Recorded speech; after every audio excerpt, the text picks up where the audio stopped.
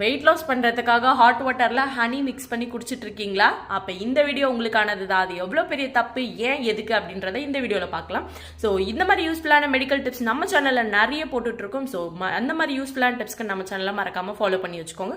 வாங்க வீடியோக்குள்ளே போகலாம். அதாவது ஹனி வந்து anti inflammatory, anti viral, anti bacterial, anti allergic அப்படின்னு சொல்லிட்டு எக்கச்சக்க ப்ராப்பர்ட்டிஸ் இருக்குது அப்படின்னு சொல்லிட்டு பார்த்தோம். ஆல்ரெடி ஒரு வீடியோ போஸ்ட் பண்ணியிருக்கோம். குழந்தைங்களுக்கு நெஞ்சு சளி இருந்துச்சுன்னா ஹனி வந்து 2 நாள் கொடுத்தாலே வந்து ஃபுல்லாக கரைச்சி வெளியே கொண்டு வந்துருது அப்படின்றத பார்த்தோம்.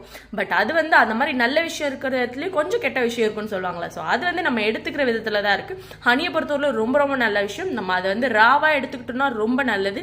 அதை வந்து நம்ம ஹீட் பண்றோமோ அப்படி இல்லைன்னா ஏதாவது ஒரு குக்டு ஃபார்மில், அதாவது ஏதாவது ஹீட் பண்ண ப்ராடக்ட், பேக்டு ப்ராடக்ட், அது மேலே ஹனி கோட்டடு அந்த மாதிரி இருக்கோ, இல்லை ஹாட் வாட்டரில் ஹனி மிக்ஸ் பண்ணி கொடுத்தோம், எந்த விதமாக இருந்தாலும் 37 டிகிரி செல்சியஸ்க்கு மேலே ஹனியை வந்து ஹீட் பண்ணோம் அப்படின்னா அது பாய்சனாக மாறிடும். ஸோ இந்த தப்பை எப்பயுமே பண்ணாதீங்க.